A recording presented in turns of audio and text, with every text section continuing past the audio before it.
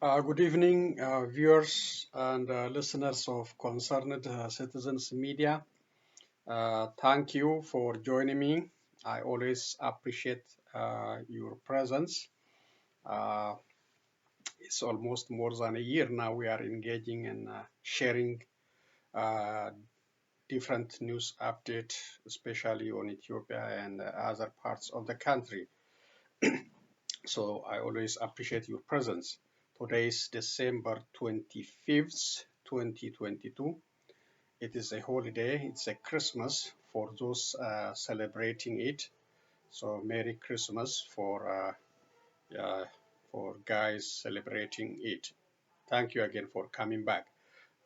So I share uh, different news today. I will start with a video I shared from African News is talking about final report from Ethiopian Authority on the plane crash happened, I think last year or before. Uh, so let's start with that one. Then I will continue with reading different uh, uh, news update. Thank you again for coming back. Let's listen. This one is a very short one. It's a final report on the plane crash happened in Ethiopia, which killed, I think, more than 100 people. There you go. Ethiopian officials have reiterated their accusations towards Boeing over mechanical faults they say downed the Ethiopian Airlines flight with the Boeing 737 MAX 8 aircraft that killed 157 people nearly 4 years ago. State investigators on Friday released their final report into the crash. The airplane's left angle of attack, or AOA, sensor failed immediately after takeoff, sending faulty data to the flight control system. The erroneous data in turn triggered the Maneuvering Characteristics Augmentation System, or MCAS, which repeatedly pitched the nose of the airplane down to the point the pilots lost control. The final report into the Ethiopian Airlines Group incident also concluded that all professionals and planes related to the crash were correctly certified. During our investigations, the data informations were collected from FAA, Boeing, Ethiopian Airlines, and Ethiopian Civil Aviation Authority. From this, we have found that Boeing has never discussed about AOS sensor electrical design error publicly, did not inform the AIB about this error either. The error of omission is that Boeing failed to disclose early and attentively the existence of MCAS to the operators. In March 2019, Ethiopia's flight ET302 flying to the Kenyan capital, Nairobi, crashed. The plane went down 6 minutes after takeoff. Hi, my name is Nathaniel Schultz, and I'm a manager for the Pettis Automotive Group. I wanted to take a minute and say Merry Christmas from our work family to yours. On February the Okay, so that's a short video on the plane crash, MAX 787 Boeing. It is 4 years ago, in 2019. And Ethiopian Authority, the lady you saw on the video is Dagmait Magos, Ethiopian Transportation Minister. I don't know the other guy, but they are claiming it's a fault from Boeing company or sensor error caused the crash of that plane and caused the deaths of 157 people. So that is the final report. And so let's continue with other reading. This one is Ethiopian government, attacking elders and traditional community leaders. So this is another criminal act on Abba Gadaa. This is reported in Addis Standard. So I reported on Ethiopian government security forces killing 16 very senior cultural leaders in East Shore from Karayu, Oromos. So this is another attempt or another threatening act, illegal act by Ethiopian security forces on Abba Gadaa and his property. Let me read what it says. Abba, excuse me, this is challenge.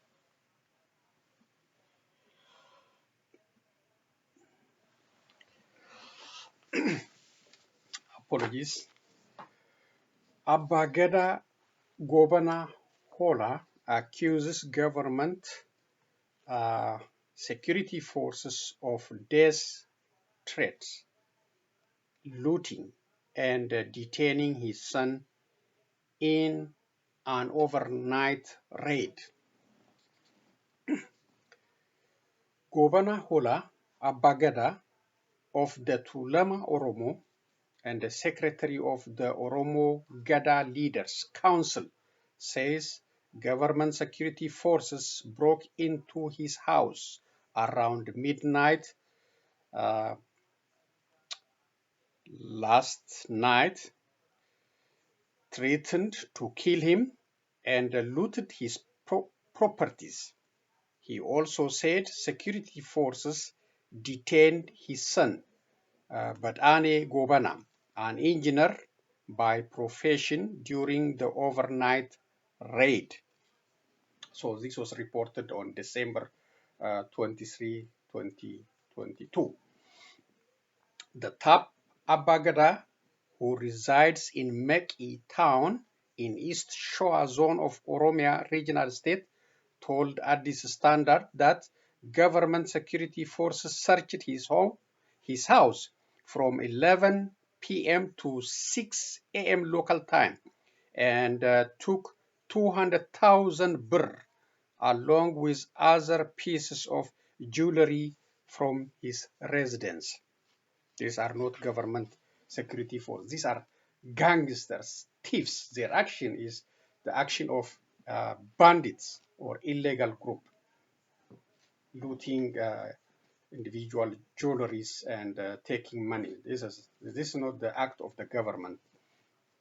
According to him, the security forces acted on the suspicion that one of his sons, Adunya Gobana, is a member and the leader of a rebel group, Oromo Liberation Army, OLA, which is operating in the East Shore zone. He says the security forces have no proof and added that he knew his son Adunya went to Kenya 4 years ago. He told us he arrived in Kenya 4 years ago. After that, we never heard from him, and we don't know his whereabouts. They say security forces he joined OLA and leading the group operating in East Shore Zone, but there is no evidence, he noted. Abba Gadaa Governor further described how the night unfolded when security forces raided his residence. Oromia police and members of the Ethiopian National Defense Force encircled my house around midnight. They broke into my house and took 200,000 birr that belonged to my wife, 2 smartphones, and all her gold jewelry, and mine as well. They then confiscated my firearms as well as a firearm provided to me by the government. They have physically assaulted my security guard. After the security forces detained his other son, Badane Gobana, who also lives in Meki town. When contacted for comment, the East Shore police told Addis Standard that they have no information on the matter. They always deny. This is common practice. The Ethiopian Human Rights Commission has previously reported the intimidation, harassment, and arrest of families under the allegation of their family members joining or supporting OLA in May 2021. According to the report, the arrest included pregnant, lactating women, and other family members who were requested to hand over the family members who have already joined the OLA. So that is the situation, and this administration under Abiy Ahmed is out of control, and the family has no power to bring the son. They are just claiming and using a false pretext, to attack those senior leaders, to threaten their lives and loot their properties. You know, in a legal society, they're supposed to have a search warrant, but this is not happening. The system is broken under Abiy Ahmed, and they're just doing whatever they want to do. They kill whoever they want to kill. They loot whatever they got, and this is, you know, a common practice under illegal government, under the government which is not elected by the people, and they are just doing whatever they can, and they disrespect for the society, not only for Abagadas. This is a disrespect for the society at large, but the society is still sleeping. They are not waking up. They're supposed to demand justice for this illegal operation, but mostly they are quiet. So that is illegal and criminal acts of this government, and they are always denying and you know, refusing to give their take on the operation. You know, this is the operation carried out in coordination from central government to local administration in Maki. This one is about Human Rights Council President appoint Mohammed Chande Othman to serve as a new chairperson of Ethiopia Commission. So if you follow the news, there are three experts chosen to carry out investigation on the war impact in Tigray and other areas. The Kenyan lady quit, so now they replaced her by another guy, another expert on international law, and with other credential. Let me read what it says. The president of the Human Rights Council, Ambassador Federico Villegas, Argentina, has decided to appoint Mr. Mohammed Chande Othman of Tanzania to the council created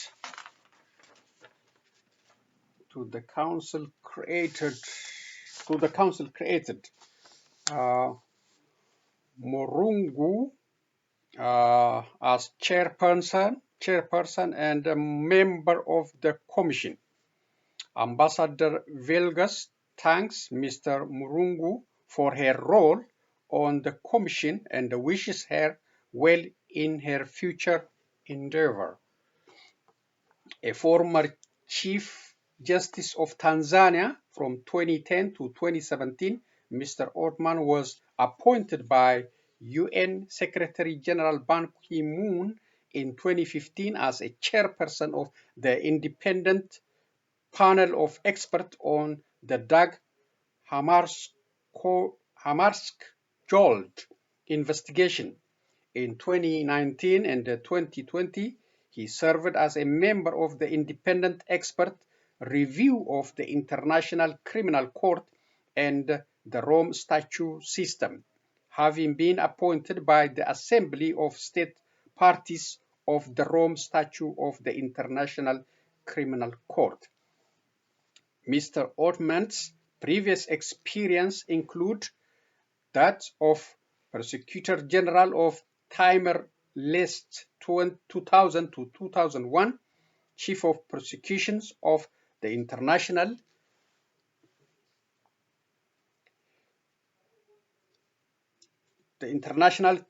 Criminal Tribunal for Rwanda from 1998 to 2000, and a senior legal and justice sector advisor for UNDP Cambodia.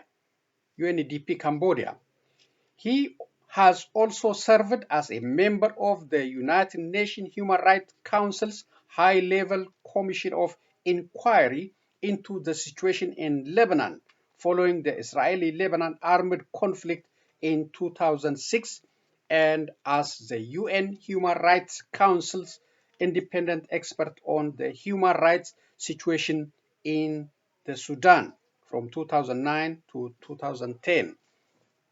The three-person Commission of Human Rights Experts on Ethiopia was created by the UN Human Rights Council on 17 December 2021 with a mandate to investigate alleged human rights violations and abuses in Ethiopia committed since 3 November 2020 by all parties to the conflict. On 7 October 2022, the Council decided to renew the mandate of the Commission for a further period of 1 year.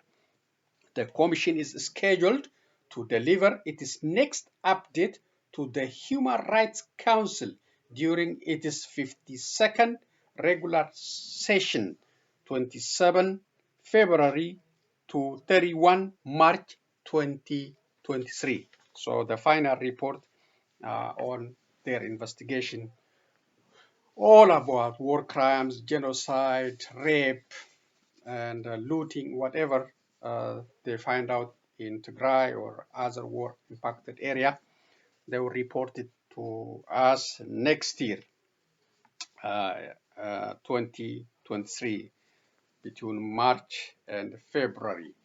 So that's about the change of this individual.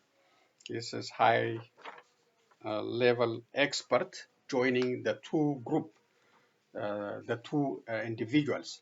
One is Stephen Ratner, United States of America. Stephen Ratner, United States of America, is currently serving as the Bruno Sima Collegiate Professor of Law at the University of Michigan Law School. And another lady from Sri Lanka, Rashika Kumaraswamy, a lawyer by training and formerly the chairperson of the Sri Lanka Human Rights Commission. So we have one lady and two gentlemen in the committee that investigating the war crimes against humanity, genocide, and other rapes and other crimes, other atrocities happen during the last 2 years under Abiy Ahmed leadership. And Ethiopia, Abiy Ahmed, they fought back very hard from denying the establishment of this investigative body, fighting against the budget allocation for this, but so far they are not successful. They are not successful. So we'll see if they allow them to come to Ethiopia and do their investigation without any interference. So the plan is The plan of this investigation is to bring accountability and reconciliation for the challenges. First, very important, who did what? Who ordered what in the last 2 years? From the Prime Minister, from his military generals, and down to Fano, Amara militia, and others. Who did what? I hope they will be accounted for at the end of the day. That's why, this committee is established to bring accountability.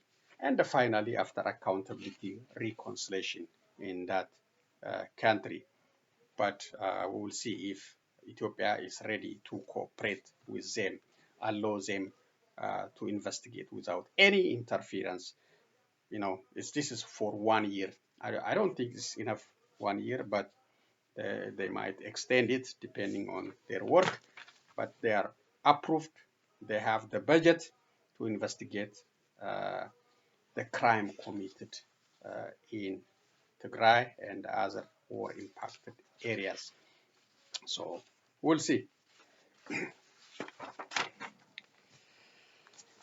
This is about, this is Community to Protect Journalists report on Ethiopia. Ethiopia, intimidating journalists, arresting journalists. So this is a press release from Committee to Protect Journalists. Ethiopia must release journalist Meskerem Abera after second detention this year. Nairobi, December 20, 2022. Ethiopia police should unconditionally release online journalist Meskerem Abera and cease harassing members of the press, the Committee to Protect Journalists said on Tuesday. Federal police detained Meskerem, the founder and editor of private YouTube-based media outlet, Ethiopian Media, in the capital Addis Ababa on December 13. Her husband, Fitsum ገብረ Mikael, told CPJ by phone.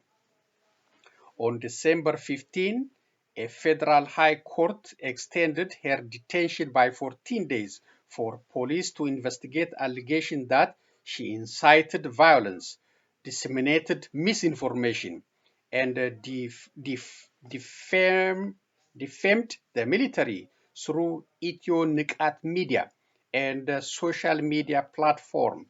She is due back in court on December 29, Fitsum said. Meskerem was held for weeks following her arrest in May in relation to a similar accusation, but was never formally charged. Meskerem has already lost weeks languishing in state custody. It is highly disappointing that she has been arrested again in connection with her work, said Mutoki Mumo, CPJ's Sub-Saharan African representative. Ethiopian authorities should release Meskerem without delay and discontinue any criminal proceedings against her. She should be allowed to continue her work without further interference. Police accuses Meskerem of disseminating information that led to violence in the southern Gurage zone and attempted to justify recent protests in Addis Ababa, the court document reviewed by CPJ said.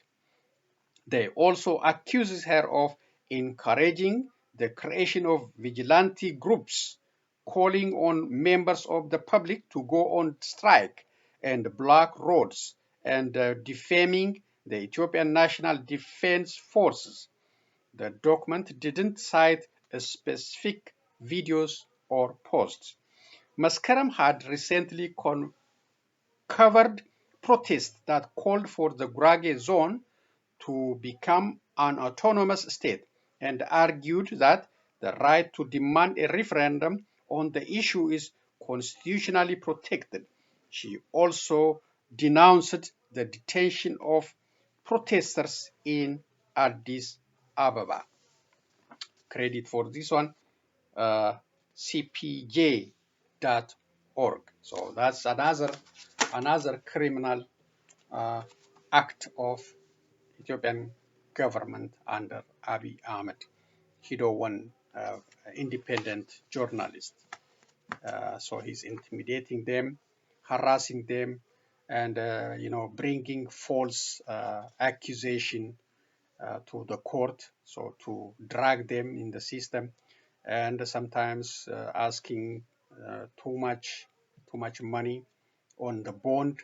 Those are all harassment tactics, intimidation against independent journalists. So the CPJ is, demanding the Ethiopian government stop such harassment on journalists or independent media. This one is positive news for Ethiopian Airlines. So Ethiopian Airlines is getting a loan to buy brand new Boeing from American company, and is getting loan from American bank despite the opposition. Let me read what it says. Credit again for this one at this standard. U.S. Export-Import Bank approved 281 million loan to Ethiopian Airlines despite opposition from Congress members. The U.S. Export-Import Bank said its board of directors have unanimously approved on Thursday a $281 million loan to Ethiopian Airlines Group to buy Boeing passenger and cargo airplanes. The bank said in a statement that these monies will finance the export of several Boeing 737 MAX 8 aircraft, adding that the first of this fleet were delivered in September 2022 and the remaining aircrafts are expected to be delivered by the end of March 2023.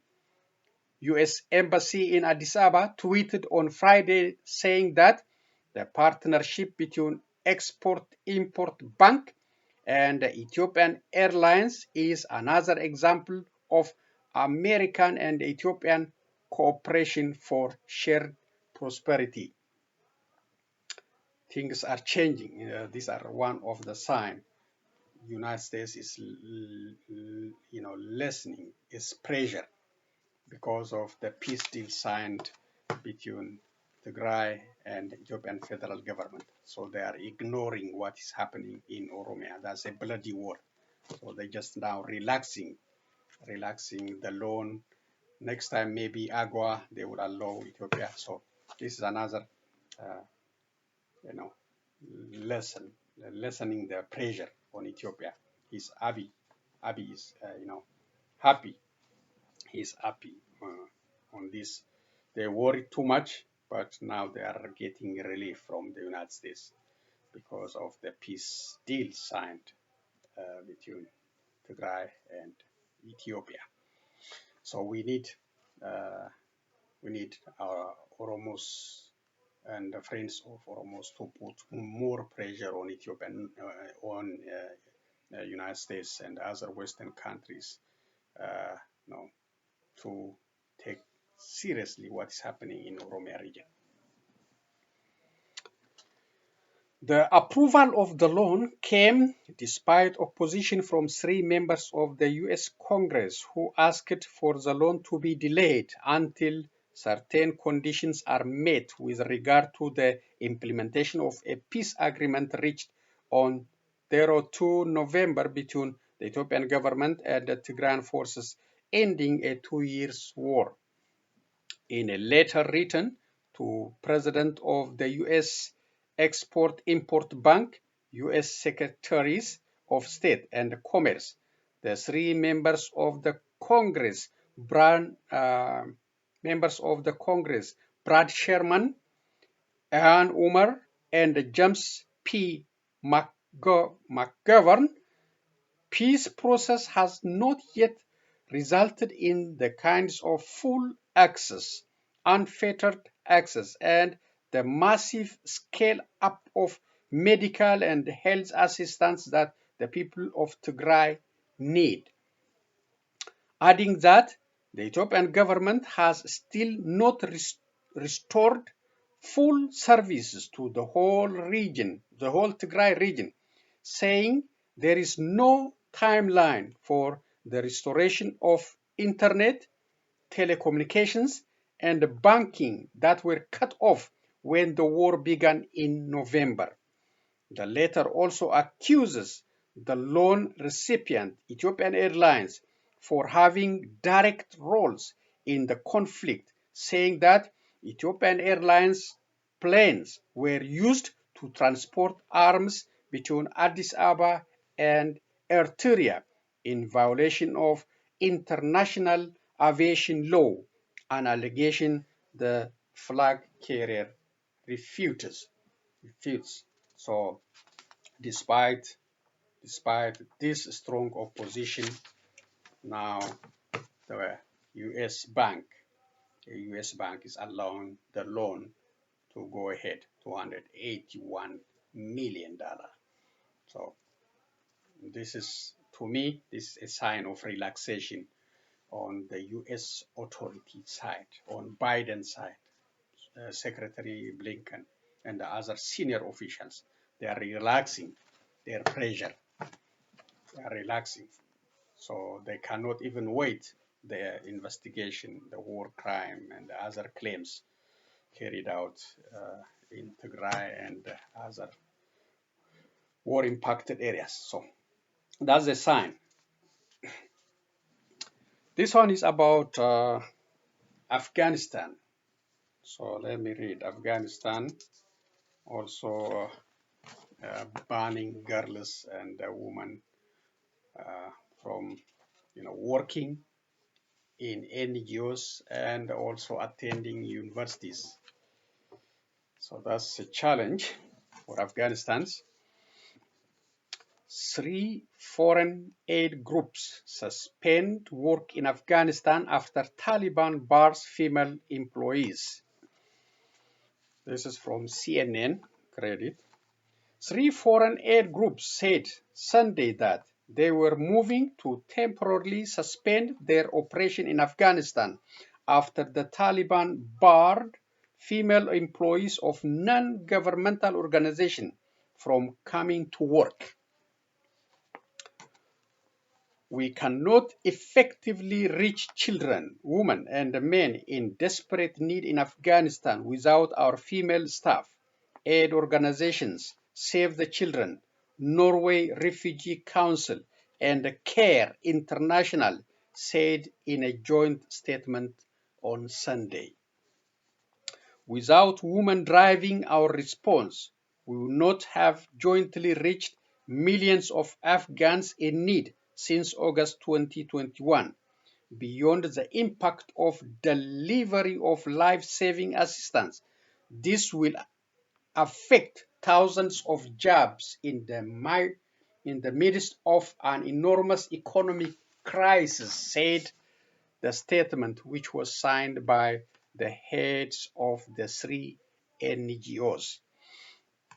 Whilst we gain clarity on this announcement, we are suspending our programs, demanding that men and women can equally continue our life-saving assistance in Afghanistan, the statement added.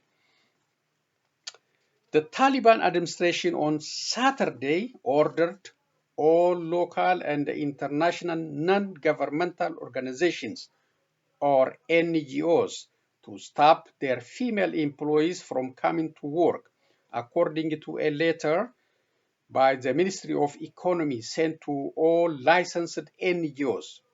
Non-compliance will result in revoking the licenses of said NGOs, the ministry said.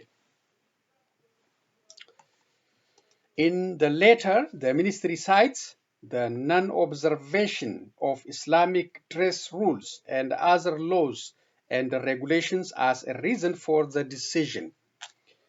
Lately, there have been serious complaints regarding not observing the Islamic hijab and other Islamic Emirates laws and regulations, the letter said, adding that as a result, guidance is given to suspend work of all female employees of national and international non-governmental organizations. Earlier this week, the Taliban government suspended university education for all female students in Afghanistan. In a televised news conference on Thursday, the Taliban's higher education minister said they had banned women from universities for not observing Islamic dress rules and other Islamic values, citing female students traveling without a male guardian. The move sparked outrage among women in Afghanistan and negative reaction from US, UK, and other Western countries, plus international organizations like Amnesty International. So that's the challenge Afghan women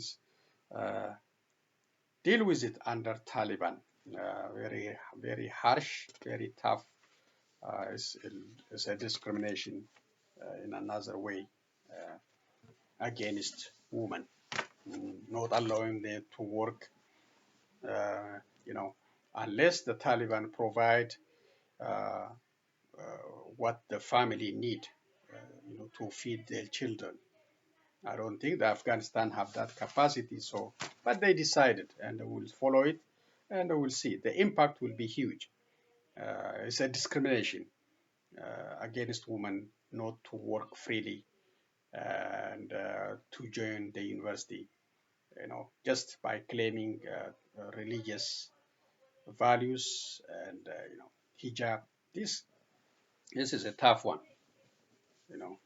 They can follow the hijab and other regulations, and they can continue their higher education, and they can work like a man.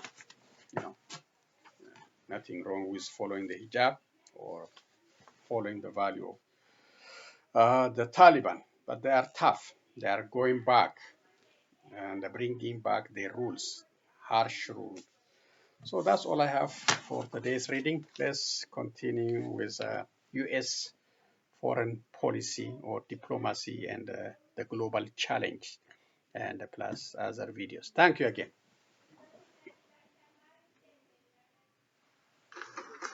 On February the 24th, international efforts to prevent the Russian invasion of Ukraine failed. The Biden administration's response: sanction Moscow and give Kyiv billions in military assistance. Even so, the war ground on through December. President Putin has failed at defeating Ukraine on the battlefield. He has failed at his land grabs in the south and the east. He's failed at erasing Ukraine's borders, its identity, its people, its resilience. The U.S. and other Western countries looked for ways to punish Moscow: oil price caps, travel and business sanctions, gathering evidence of alleged human rights violations and war crimes. They also used the war to expand NATO's membership. But isolating Russia wasn't as easy as the U.S. had hoped. I think all wars end in some kind of negotiated solution at some point. The costs so far are not high enough for Russia to conclude that it's in their interest to stop. Ukrainian people have a lot of backbone. That said, the U.S. has made it clear it will not send American troops to help Ukrainians fight. The war in Ukraine wasn't the only foreign policy crisis facing the Biden administration. It also had to put a lot of time and energy into what it calls its #1 foreign policy priority: the rise of China. Washington says it wants to compete with Beijing, not contain it. But it is worried about China's efforts to dominate economic and military relations around the world while ignoring its human rights obligations. The Pentagon recently unveiled its newest stealth bomber, the B-21, with this warning. The U.S. is watching China's every move. America's defense will always be rooted in deterring conflict. So we are again making it plain to any potential foe. The risk and the cost of aggression far outweigh any conceivable gains. Antony Blinken visited countries in Southeast Asia 3 times in 2022. He also endorsed increased U.S. military support for Taiwan. And he went to Australia to bolster the new security alliance with it and the United Kingdom.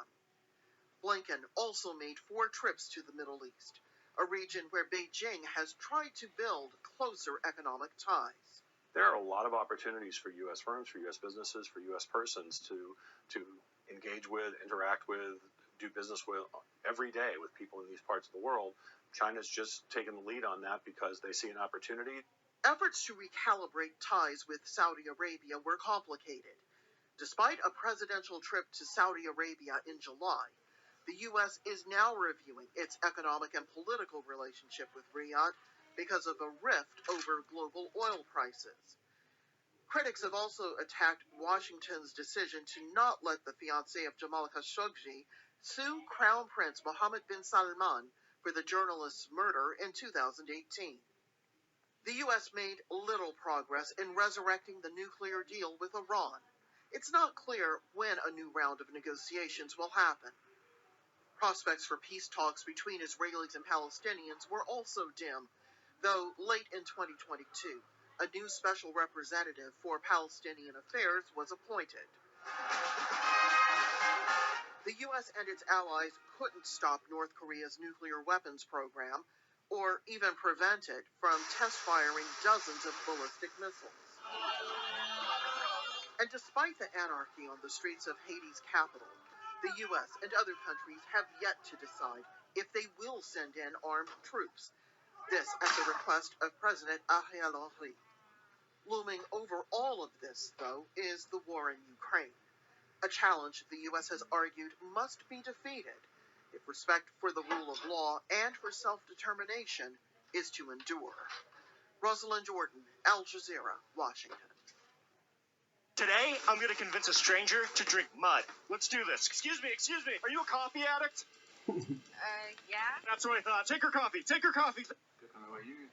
Russia is ready to negotiate. I think this is the That's last the one line from for its today. president Vladimir Putin in an interview to a state-run news channel. But he says that Kyiv has refused to sit down and discuss a ceasefire. It's led to a fiery response from this advisor to the Ukrainian president, saying Russia's words are nonsense and that it doesn't really want to negotiate. Meanwhile, in the northeastern Ukrainian city of Kharkiv, soldiers celebrated Christmas. After being besieged by Russia for months, the city was the scene of a stunning counterattack in September. The mood, as a result, is upbeat. I think that everything will be good. Ukraine will 100% win this war. And after that, we'll celebrate like we should. And it will be a celebration that we'll never forget. At least 16 people were killed on Christmas Eve here in the Ukrainian city of Kherson. Even though it was recently liberated by Kyiv's troops, it remains close to the Russian front lines and is under constant attack. Okay. So these are the videos I selected for you today for today's update. So the challenge is Ukraine. Many challenges for the United States, North Korea, Iran, and all. That's a review of U.S. diplomacy in 2022. But the Ukraine, as I said, Ukraine is getting everything, money, expertise, weapons. But the only thing maybe missing person, military personnel from Western countries. As long as that is not happening, I don't know how Ukraine can survive Russia's bombardment. The country is, getting destroyed despite all this assistance. So, as I said, unless they settle with Vladimir Putin, as he claimed, as ready to negotiate, they have to figure out with other Western countries to end this war. If not, that country has no chance to survive. It's a destruction days every day. So the arrests, the harassment of journalists, the arrest of journalists, the arrest, intimidation of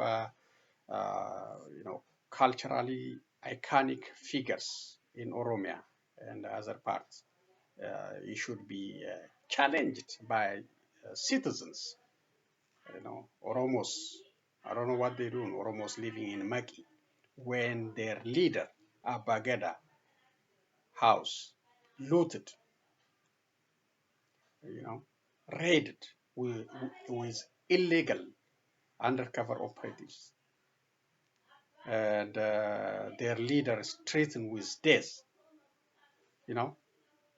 They should have come out and protest, demand justice. If not, Abiy Ahmed will become another Isaias Afwerki in Ethiopia, without any accountability, without any fear.